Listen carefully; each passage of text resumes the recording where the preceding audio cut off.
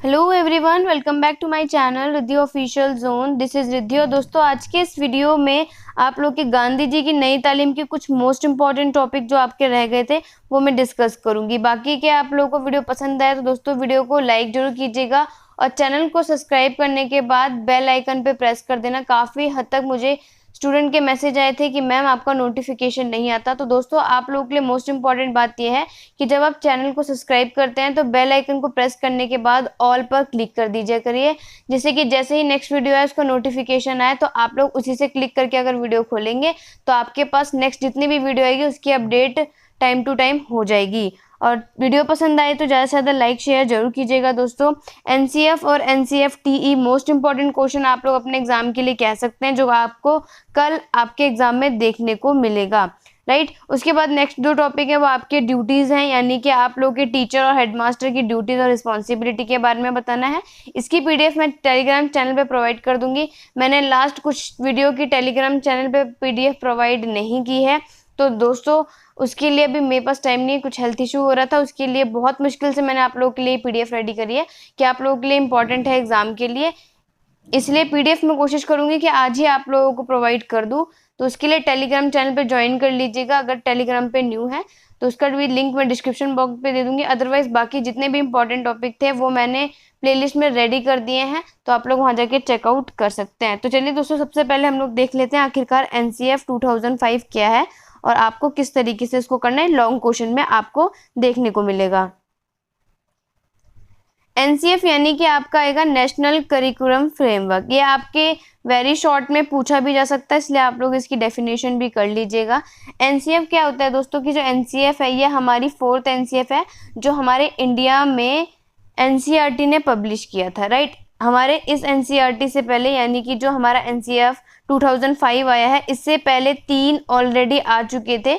पहला आपका 1975 में आया था। आप लोग याद कर सकते हैं कि अगर आपके एग्जाम में आ जाए, जो पहला एनसीएफ आया था वो हमारा 1975 में आया था। दूसरा जो आया था वो हमारा 1988 में आया था और तीसरा हमारा 2000 में आया था, यानी कि 2000 में। तो ये 3 एनसीएफ ऑलरेडी पहले भी आ चुके थे। जो अभी एनसीएफ 2005 है ये हमारा 4th एनसीएफ है जो एनसीईआरटी ने भारत में पब्लिश किया था। राइट। अब हम लोग उसका यहाँ पे देख लेंगे तो यहाँ पे बोला है NCF 2005 is the 4th national curriculum in 2005 by National Council of Educational Research and Training। आप लोग एनसीईआरटी की यहाँ पे फुल फॉर्म भी जरूर कर लीजिएगा, आपके एग्जाम में वेरी शॉर्ट में काफ़ी हद तक बेनिफिशियल करेगा। उसके बाद यहाँ पे बोला है the NCF 2005 serves as a guideline for a syllabus, text book and teaching practice for the school in India.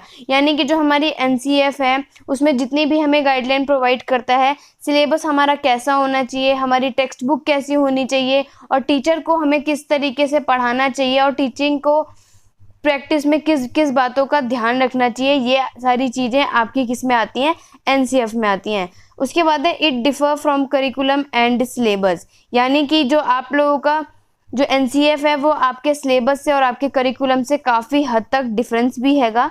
NCF ने यहाँ पे आपको दोस्तों कितने, यानी कि एनसीएफ 2005 आया था उसमें आपको 22 लैंग्वेजेस में एक्सप्लेन किया गया, यानी कि 22 लैंग्वेजेस में उसका ट्रांसलेट किया गया था। And has influence the syllabus in 17 state, और हमारे 17 राज्यों में इसके करिकुलम को प्रभावित किया गया था। The NCF 2005 has based its policies on previous government report on education such as learning without learning, यानी आपको लर्निंग विदाउट यहाँ पे बर्डन आएगा, मिस्टेक हो गया, आप लोग ठीक कर लीजिएगा। लर्निंग विदाउट बर्डन, ये इसमें आप लोगों की जो लाइन बोली गई है। तो दोस्तों, इससे पहले जो हमारा एनसीएफ आया था उसमें ही हमें बदलाव लाने के लिए एक नया एनसीएफ लाने की ज़रूरत थी, क्योंकि हमें इसलिए नया एनसीएफ लाने की ज़रूरत पड़ गई क्योंकि जो हमें ऐसा लगा कि जो हमारे एजुकेशन है उसमें हमारे और भी ज़्यादा तरीके से बदलाव आने चाहिए और भी नए नए चेंजेस लाने की ज़रूरत है। तो इसीलिए मेन कॉन्सेप्ट इसमें ये बोला गया कि लर्निंग विदाउट बर्डन, यानी कि आपका मेन टर्म है कि बच्चों को, यानी एनसीएफ आपका इस चीज़ में मोटिवेशन करता था, उनका ये मेन मोटिव था एनसीएफ 2005 लाने का कि बच्चों को क्या करना है, हमें पढ़ाना है और ऐसा पढ़ाना है कि वो चीज़ें उनको क्या बोझ ना लगे, यानी कि जो चीज़ें हम बच्चों को नॉलेज प्रोवाइड करेंगे बच्चों को क्या लगे, उस पर कोई भी बोझ ना लगे। इसलिए आपका यहाँ पे आ जाएगा लर्निंग विदाउट बर्डन। उसके बाद आपके पर्सपेक्टिव आ जाएंगे, यानी कि कुछ आपके गाइडलाइन बता दी जाएंगी कि किस तरीके से एनपीसी के दृष्टिकोण बताए गए हैं। तो फर्स्ट है आपका द एनसीएफ, यहाँ पे एनसीएफ आएगा, सॉरी एनपीसी लिख दिया, आप लोग यहाँ पे एनसीएफ कर लीजिएगा। एनसीएफ यहाँ पे इंपॉर्टेंट है कि एनसीएफ के दृष्टिकोण से हम लोग देखेंगे तो एनसीएफ यहाँ पे बताया गया है to shift learning from rote method, यानी कि बच्चों को जो भी हम लोग लर्निंग मेथड कराते हैं तो उसको क्या करना है, हमें बच्चों को रट्टाफिकेशन आप बोल सकते हैं। रोट मेथड का मतलब कि बच्चों को रटने से दूर किया जा सकता है और उन्हें क्या करना है कि दूर करा जाना चाहिए। दूसरा है connecting knowledge to life outside the school, बच्चों को रोटिफिकेशन यानी कि रट्टाफिकेशन से दूर करने के लिए, उसको ख़त्म करने के लिए हमें क्या करना होगा कि बच्चों को रियल लाइफ से कनेक्ट करके उनके इन्वायरमेंट, उनके वातावरण से हमें कनेक्ट करना है, जिससे कि जो भी नॉलेज को वो दर्शाते हैं वहाँ पर बच्चा क्या करे, ज़्यादा से ज़्यादा सीखे और जिससे बच्चों को नॉलेज क्या हो जाए, दिन पर दिन बेहतर होती चली जाए।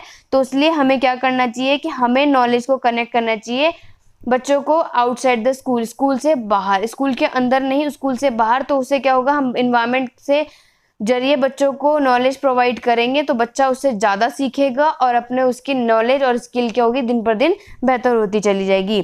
To integrate examination into classroom learning and make it more flexible, और इससे क्या होगा कि जो बच्चे हैं दिन पर दिन क्या करेंगे कि उनको एग्ज़ाम ऐसे लेने हैं जैसे वो खुद के पॉइंट ऑफ व्यू से दे, यानी कि जब बच्चा अगर एग्ज़ाम देता है तो उस एग्ज़ाम में वो खुद के पॉइंट ऑफ व्यू से खुद के आइडिया को प्रेजेंट कर सके, राइट। अगर बच्चों को बाहर की नॉलेज के द्वारा भी नॉलेज प्रोवाइड की जाएगी तो बच्चा क्या करेगा कि वो खुद से अपने पॉइंट ऑफ व्यू लिख सकता है, अपने आइडिया को प्रेजेंट कर सकता है। और एग्ज़ाम को फ्लेक्सिबल बनाने की बात आपकी किसने बोली है, एनसीएफ करता है, ये बात याद रखिएगा।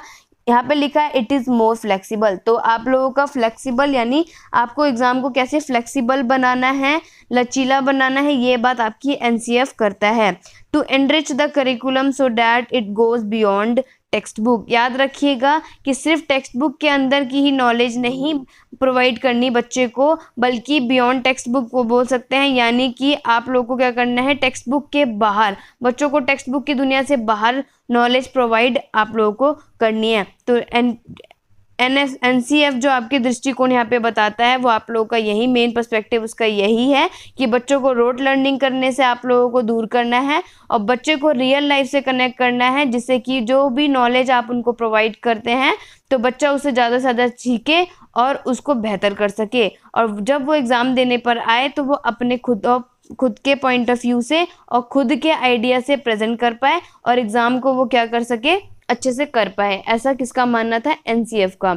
और ना ही सिर्फ टेक्स्ट बुक की आपको नॉलेज प्रोवाइड करनी है, बल्कि क्या करना है, आपको बच्चों को टेक्स्ट बुक के बाहर के नॉलेज देनी है, ज़्यादा से ज़्यादा नॉलेज बच्चों को प्रोवाइड करवानी है। नेक्स्ट आपका आ जाएगा एनसीएफ फोकस्ड ऑन। अब आपकी बात आ जाती है कि जो एनसीएफ है वो आपका किस पे ध्यान केंद्रित करता है, क्या क्या चीज़ों पे करता है। तो दोस्तों मोस्ट इंपॉर्टेंट बात याद रखिएगा, जो एनसीएफ है उनका मैंने आपको बताया कि बियॉन्ड टेक्स्ट बुक से, यानी कि बुक से बाहर की नॉलेज प्रोवाइड करने को लेके एनसीएफ का मेन फोकस था। Move away from text book for examination and to remove stress from children, यानी आप ये बोल सकते हैं कि हमें क्या करना है, बच्चों को ऐसी नॉलेज प्रोवाइड करनी है कि जिससे बच्चा क्या करे, अपने जो भी टेक्स्ट बुक से प्रोवाइड करे नॉलेज वो बिना बोझ के उसे पढ़ सके और उससे अच्छे से बिना टेंशन करे उसे सीख सके, राइट। उसके बाद है to inculcate the feeling of oneness, democracy and unity in the student. इसमें आप लोगों का बोल दिया जाता है कि जो टीचर हैं उनको क्या करना है, बच्चों को आपस में इस तरीके से उनकी फीलिंग को डेवलप करनी है कि आखिरकार बच्चों में आपस में डेमोक्रेसी, यूनिटी बनी रहे। तो उनके क्या करना है, ये सब बताना है, टीचर की रिस्पॉन्सिबिलिटी बनती है कि आपस में यूनिटी ही उनकी फीलिंग को क्या करना है, डेवलप करना है। To develop a child centre approach and to promote universal enrolment and retention up to the age of 14। और यहाँ पे आप लोगों को बताया गया है दोस्तों कि जो आप लोगों के चाइल्ड सेंटर अप्रोच की बात करते हैं, आपका जो एनसीएफ है वो आपके चाइल्ड सेंटर अप्रोच की बात करता है। इसमें उन्होंने बोला है कि वो टीचर सेंटर अप्रोच बिल्कुल भी ऐड नहीं होना चाहिए, क्योंकि जो आप लोग टीचर जो होती हैं वो सिर्फ नॉलेज दिया जाती हैं, और बच्चे क्या करेंगे, अगर कोई टीचर है और कोई नॉलेज प्रोवाइड कर रही है और नॉर्मली अगर बच्चा सिर्फ उसे सुन रहा है यानी कि रिसीव कर रहा है, तो ऐसा आप बिल्कुल नहीं होना चाहिए। क्योंकि कभी कभी क्या होता है कि जो नॉलेज टीचर प्रोवाइड करती है उसमें बच्चे को एक्टिव होना ही चाहिए, राइट। चाहे आप लोग किसी भी द्वारा करवा सकते हैं, आप लोग पॉइंट बोल सकते हैं कि किस तरीके से बच्चों को आप लोग एक्टिव, यानी बच्चा एक्टिव है या नहीं, ये चेकआउट करने के लिए आप बीच में बच्चे से डिस्कशन कर सकते हैं, राइट। और उसके बाद आप लोग क्या कर सकते हैं, डायलॉग बेस्ड कुछ क्वेश्चन कर सकते हैं, एमसीक्यू ऑब्जेक्टिव टाइप क्वेश्चन कर सकते हैं।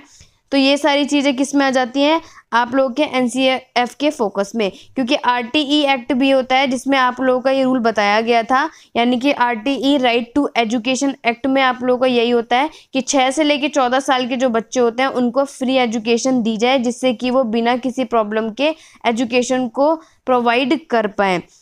इसलिए एनसीएफ ने मोस्ट इम्पॉर्टेंट फोकस ये भी दिया था कि अगर बच्चे क्या करें, वो टेक्स्ट बुक से भी हम लोग पढ़ाते हैं, यानी कि कोई भी टीचर अगर बच्चे को टेक्स्ट बुक से पढ़ाता है तो उसे भी टीचर को प्रिसाइज करके पढ़ाना है, यानी कि इतना इजी तरीके से पढ़ाना है कि बच्चों को उसमें आसानी से समझ में आ जाए और एग्ज़ाम का डर नहीं बनने देना है। इस तरीके से क्या करना है, टीचर को स्टूडेंट को यहाँ पे अच्छे से क्लेरिफाई करना है। ये आपका एनसीएफ का क्या था, फोकस था।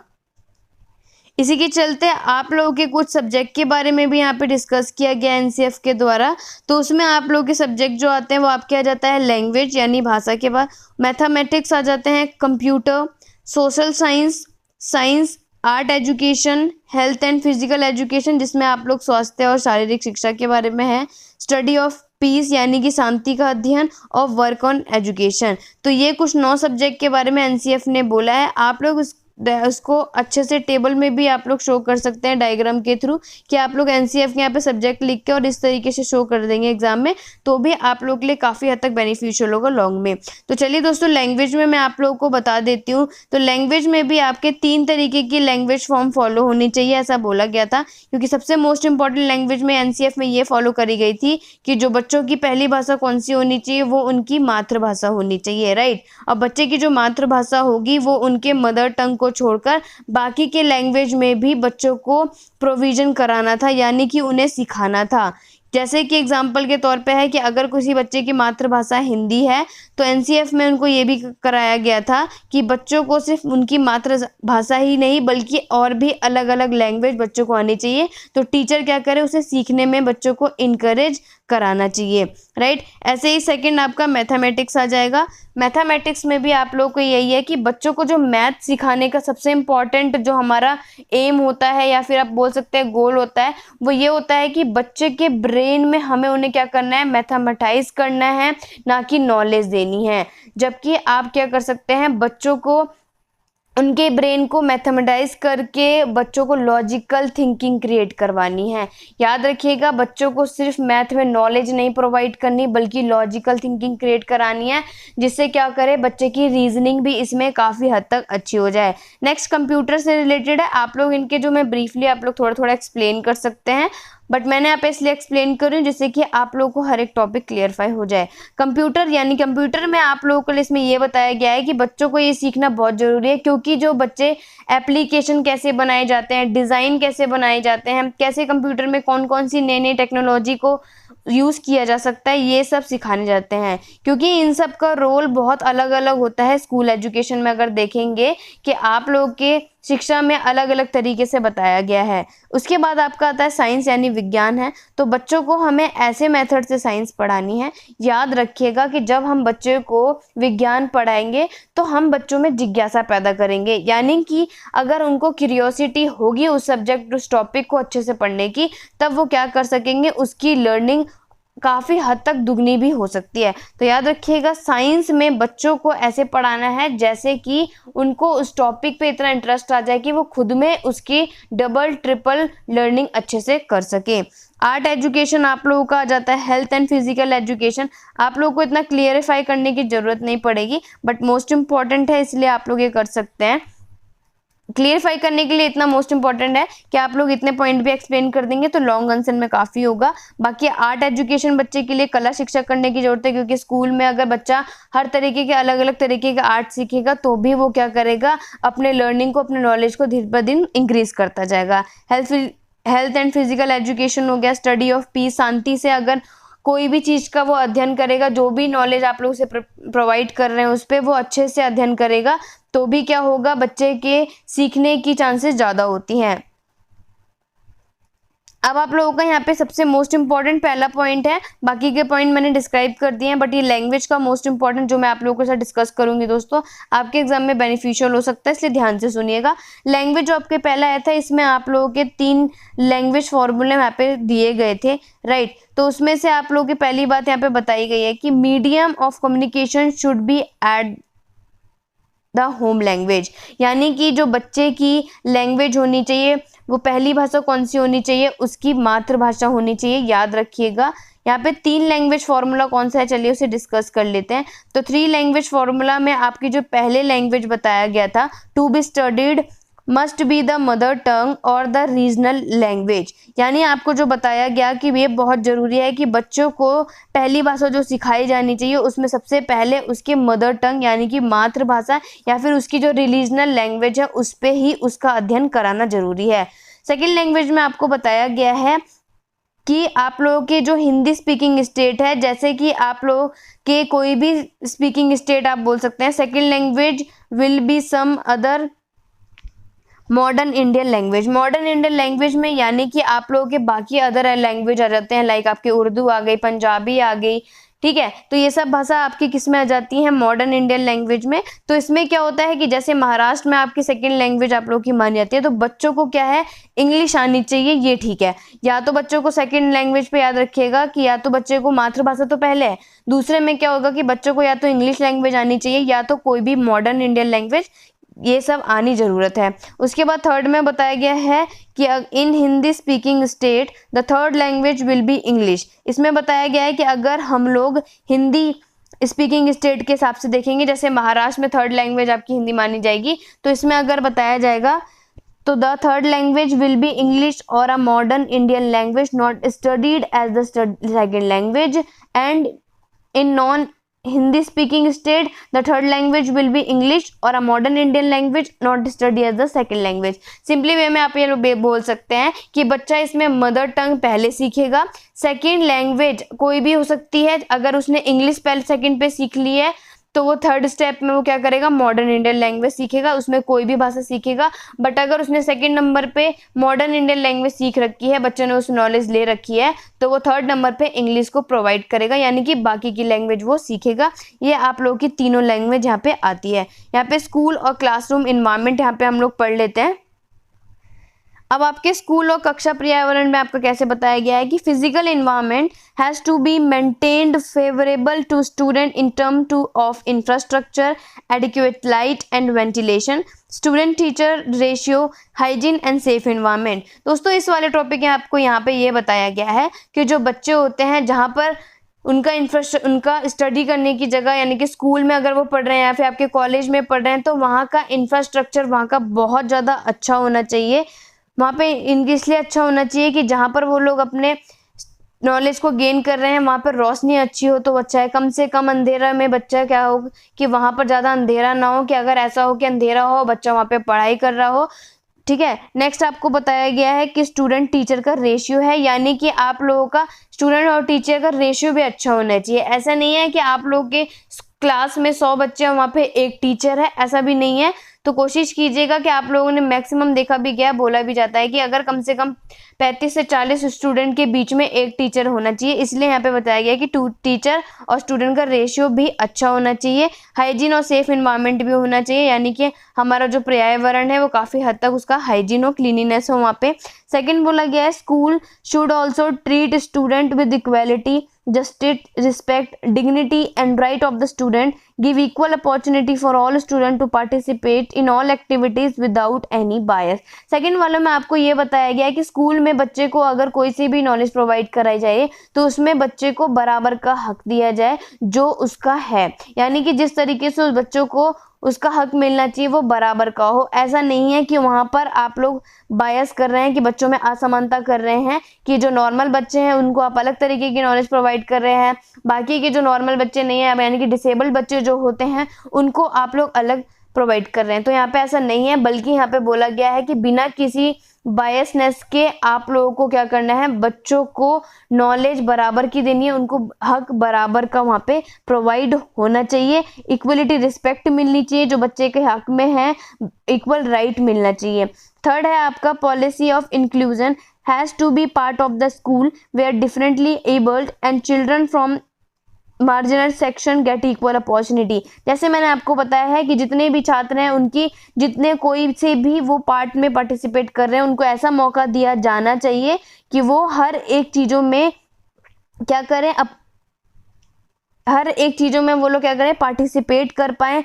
ऐसा नहीं है कि आप लोगों के डिसेबल बच्चे अलग आ रहे हैं और मार्जिनल सेक्शन के बच्चे अलग आ रहे हैं, सबको क्या किया जाए कि बच्चों को समान अवसर दिया जाना चाहिए। The school should also be well equipped with libraries, laboratories and educational technology laboratories. यानी कि इसमें यह बोला है कि स्कूल में क्या होना चाहिए कि आप लोगों की वेल इक्विप्ड लाइब्रेरी होना बहुत ज़रूरी है, ताकि बच्चा खुद को वहाँ पर एक्सप्लोर कर सके। यानी अगर बच्चा क्या कर रहा है, कोई टेक्नोलॉजी का यूज़ कर रहा है और अगर उसे कोई बुक की यूज़ है, तो अगर लाइब्रेरी आपकी वेल मेन रहेगी, यानी अच्छे तरीके से पुस्तकालय आपका होगा, तो बच्चा क्या करेगा, खुद को एक्सप्लोर कर सकेगा। तो ये आपके स्कूल एंड क्लासरूम एनवायरनमेंट है। आई होप दोस्तों आप लोगों को अच्छे से समझ आया होगा। आगे देख लेते हैं नेक्स्ट टॉपिक आप लोगों का आएगा एग्जाम में लॉन्ग क्वेश्चन में पूछे जाने वाला NCFTE। यानी कि NCFTE को आप लोग नेशनल करिकुलम फ्रेमवर्क, एक सेकेंड डेफिनेशन रह गई, national curriculum framework for teacher education. आप लोगों का TE आप में लिख सकते हैं फॉर टीचर एजुकेशन, राइट। तो यहाँ पे बोला गया है कि जो NCEF है, याद रखिएगा दोस्तों, NCFTE 2009 में था। आप लोगों को सबसे मोस्ट इंपॉर्टेंट इसकी फुल फॉर्म याद करने के अलावा आप लोग क्या करेंगे, यहाँ पे उसका ईयर भी याद कर लीजिएगा। तो NCF होता है national curriculum framework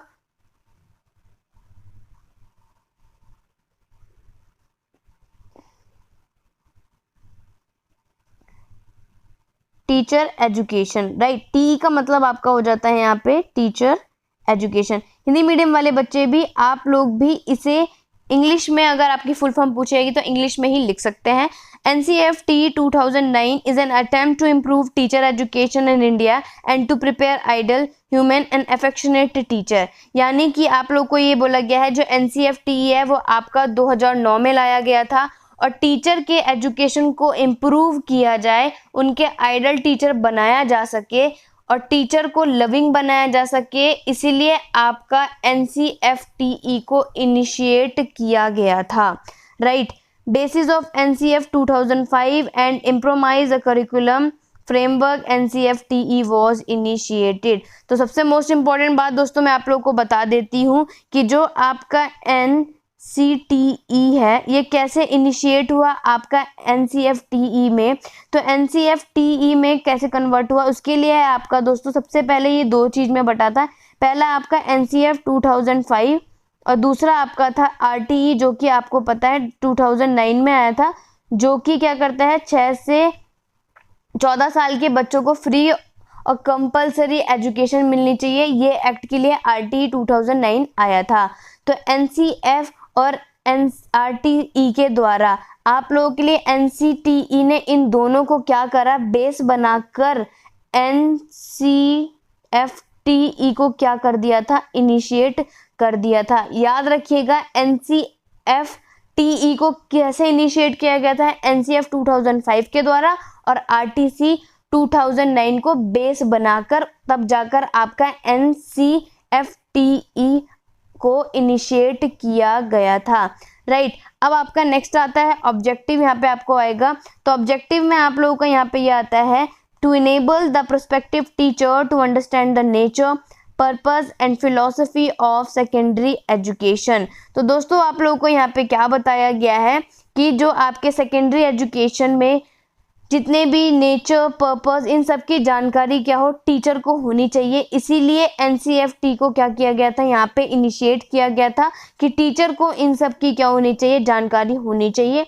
to develop among teacher an understanding of psychological of their people. अब यहाँ पे क्या बोला गया है कि इसमें से हम बच्चों को साइकोलॉजी का पता होना चाहिए कि जो भी आप लोगों के साइकोलॉजी है उसका पता होना चाहिए कि कौन सा बच्चा कैसा हो सकता है। टीचर को इस बात का पता होना चाहिए कि ये सब की जानकारी टीचर को होनी चाहिए, राइट। तो यहाँ पे बताया गया है नेक्स्ट है to enable them to acquire competency in relevant to stage specific pedagogy curriculum development its transaction and evaluation. अब आपको यहाँ पे क्या बताया गया है कि जो टीचर होते हैं दोस्तों, वो टीचर को इस तरीके से सुटेबल बनाया जा सके कि जिससे जो भी वो सब्जेक्ट पढ़ाने वाली होंगी या उसकी इंफॉर्मेशन बच्चों को सही तरीके से क्या कर पाए, वो ट्रांजेक्शन कर पाए, बच्चों को सही तरीके से उसकी नॉलेज बता पाए और सही तरीके से उसका इवेल्युएट कर पाए। इवेल्युएट का मतलब यानी कि मूल्यांकन कर पाए, चाहे वो टेस्ट के द्वारा कि बच्चे ने आखिरकार किस तरीके से चीज़ें सीखी हैं। To develop skill for guidance and counselling, और इस जरिए कि बच्चे को क्या किया जाए, गाइडेंस और काउंसलिंग के द्वारा, यानी कि आप लोग ये बोल सकते हैं कि कोई भी बच्चा अगर किसी भी तरीके की परेशानी में हो तो उसे हम सही तरीके से गाइडेंस करना या फिर जो स्किल है वो टीचर को कैसे डेवलप कराना है, ये आपका क्या होना चाहिए, ऑब्जेक्टिव एनसीएफटी का है। नेक्स्ट देख लेते हैं आपका बेसिक फीचर है यहाँ पे एनसीएफटीई का।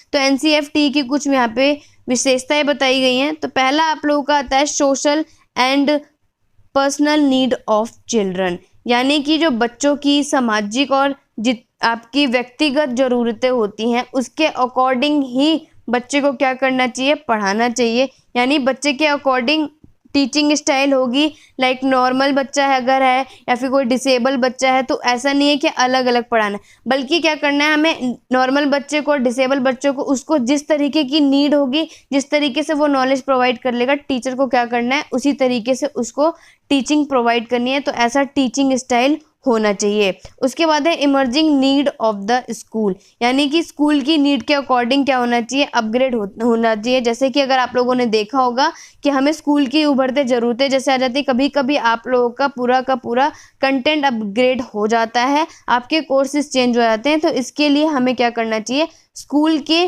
जितने भी नीड्स हैं उसमें इमर्ज हो जाना चाहिए। उसके बाद आता है इंटीग्रेटेड एंड इंटरडिसिप्लिनरी अप्रोच। तो यहाँ पे बताया गया है कि आप लोगों के एकीकृत और आपके अंतर अनुशासनात्मक दृष्टिकोण से आप लोग को देखना है कि आप लोग किस तरीके से बच्चों को क्या प्रोवाइड कर रहे हैं नॉलेज। यहाँ पे मेजर इशू कौन सा है आपके डॉक्यूमेंट में, तो दो आगे आपके वेरी शॉर्ट में आ सकता है कि teacher educator and school education, यानी कि जो क्या हो, जो टीचर हो, जो शिक्षक हो, वो आपके स्कूल की शिक्षा का डॉक्यूमेंट होना चाहिए। उसके बाद यहाँ पे बताया है stage specific in the preparation of the teacher educator, जितने भी आपके टीचर हैं उनकी तैयारी आपकी की प्रिपरेशन कितने स्पेसिफाई तरीके से करानी चाहिए। यहाँ पे कोर्स स्ट्रक्चर बताया गया है कि कौन कौन से आपके पाठ्यक्रम संरचना है, perspective in education, curriculum in pedagogical study, engagement with the field, और लास्ट आता है आपका इंटरडिसिप्लिनरी पर्सपेक्टिव। तो आप लोग अपने 4 यहाँ पे कोर्सेज लिख सकते हैं। अब यहाँ पे आपके सजेशन भी दिए गए हैं कि किस तरीके से एनसीएफटी के यहाँ पे सुझाव हैंगे। तो दोस्तों पहला आएगा सिस्टमेटिक एडमिशन प्रोसीजर, यानी कि जो भी आप लोग का एडमिशन का प्रोसीजर हो वो एक तरीके से व्यवस्थित कर दिया गया हो कि एक इनेबल यानी कि सिस्टमेटिक तरीका वहाँ पे होना चाहिए।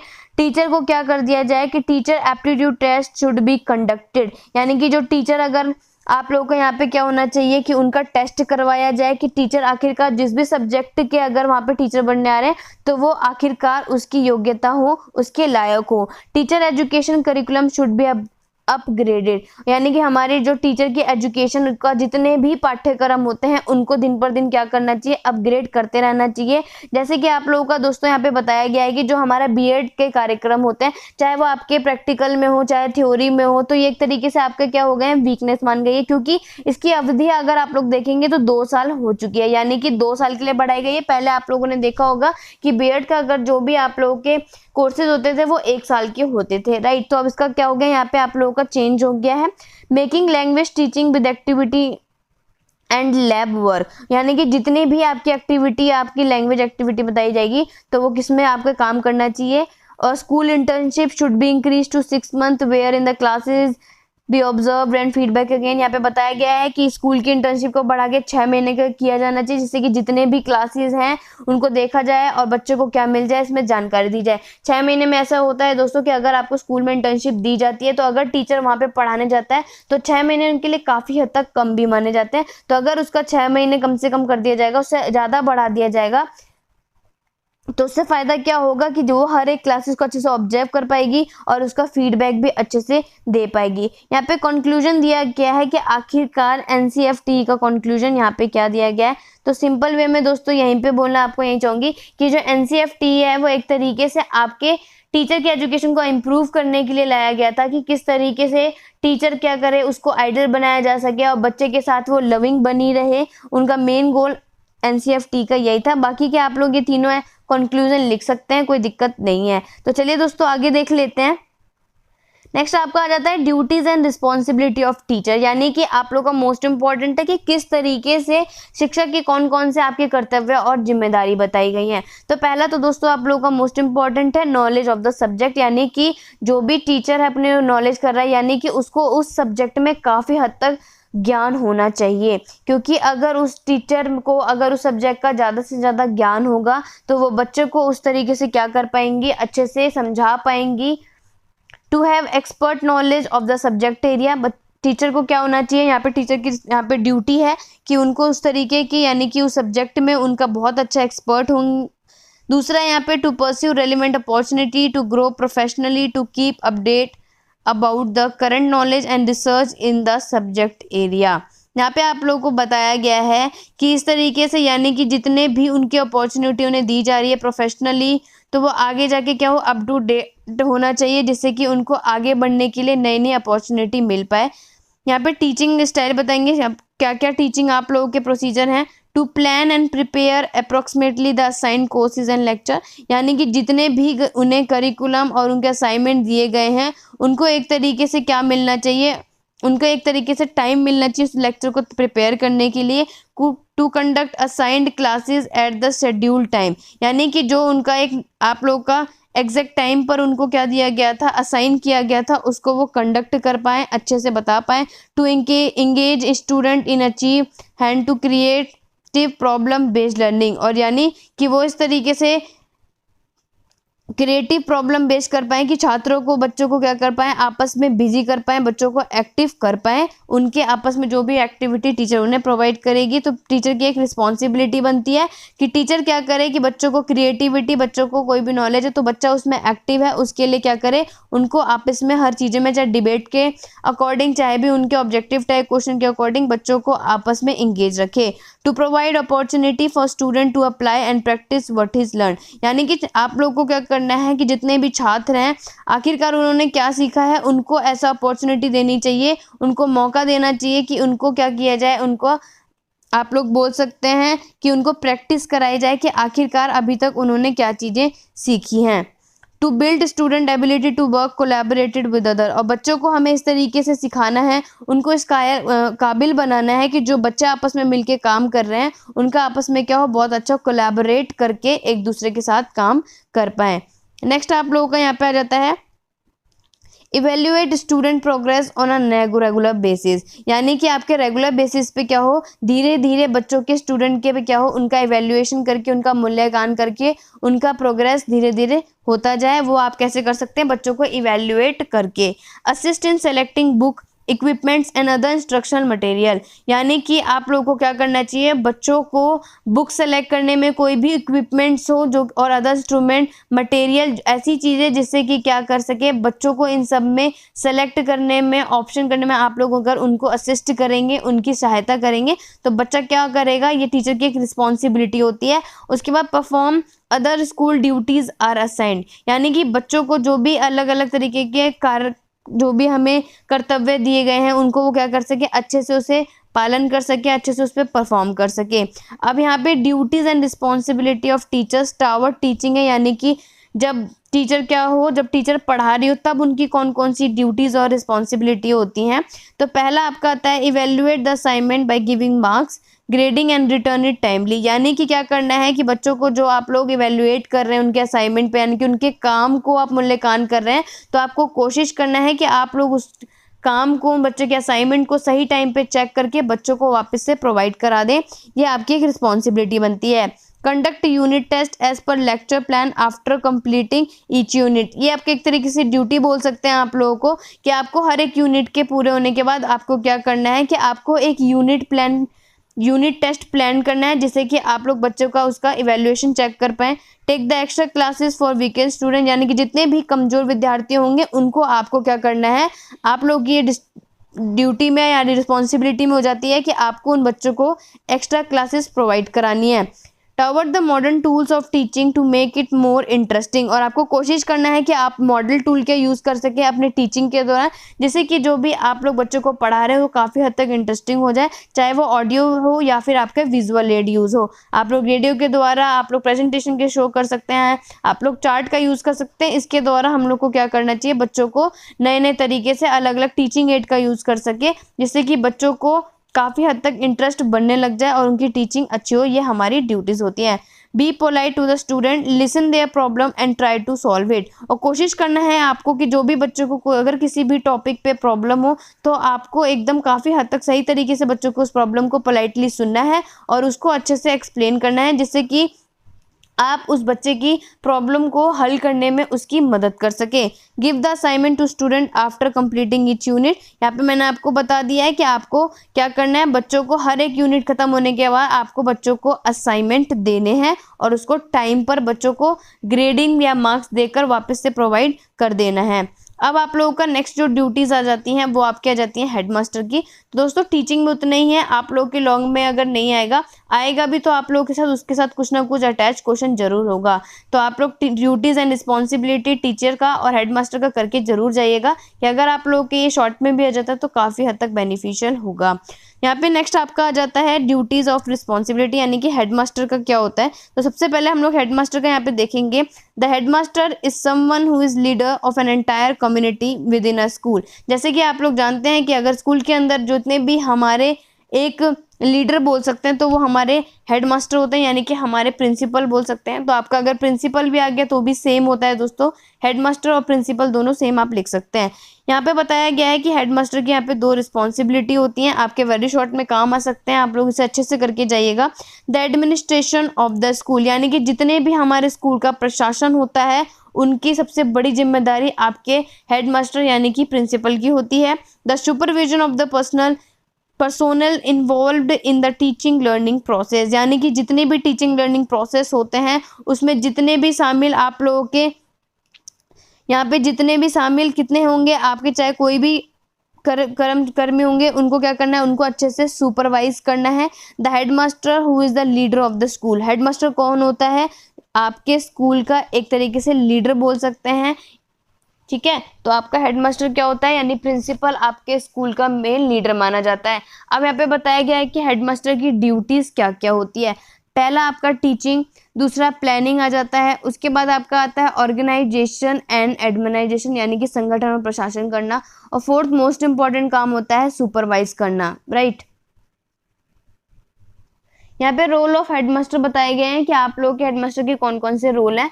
तो यहाँ पे आप लोगों के मोस्ट यहाँ पे कुछ अलग तरीके के, यानी कि हेडमास्टर की कुछ अलग ड्यूटी बताई गई है, ये आपके एग्जाम के लिए मोस्ट इंपॉर्टेंट है। उनमें से पहला आपका आता है स्कूल सप्लाईज, यानी ऐसी योजना आपको शामिल करनी है जिसमें आप लोगों को जितने भी प्लानिंग हो वो सबके सब आपके यहाँ पे शामिल होने चाहिए। Estimate are to be prepared regarding the quantity of purchase to be made, यानी कि जितनी भी कोई भी चीज़ अगर खरीदी जाने वाली है, चाहे वो आपके स्कूल से रिलेटेड कोई भी ऐसा कोई चीज़ परचेज किया जा रहा है तो उसके लिए क्या होना चाहिए, उसमें आपको प्रिपेयर रहना चाहिए, रिगार्ड करना चाहिए। Headmaster will appoint a selection committee for purchase and maintenance of equipment, यानी कि स्कूल में जितने भी आपके चाहे कोई से भी इक्विपमेंट को खरीदा जा रहा है उसके सिलेक्शन करने के लिए, उसके ख्याल रखने के लिए आपको क्या करना चाहिए, एक कमेटी को नियुक्त करना चाहिए। चाहे वो आपके स्कूल के कोई सा भी इक्विपमेंट हो, चाहे ब्लैक बोर्ड से रिलेटेड हो या फिर आपके बेंचेस हो गए, वुडन आप लोग के कोई सा भी तो ये सारी चीज़ें आपके स्कूल सप्लाईज में आ जाएंगी। सेकंड आता है आपका स्कूल कैंपस में, यानी कि स्कूल परिसर में। तो इसमें क्या होता है, best use of all the room, laboratories, workshop and the farm is made. यानी आपको इसमें बताया गया है कि जितने भी आपके कमरे होंगे, लेबोरेटरीज होंगी या फिर आपकी जितनी भी वर्कशॉप होंगी, इनका सबका आपको अच्छे तरीके से यूज करना है।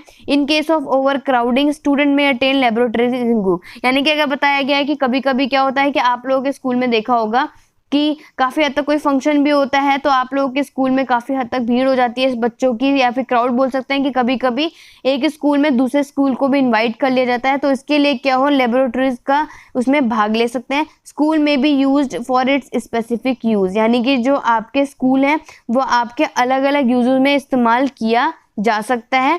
ये आपके स्कूल कैंपस में आ जाएगा।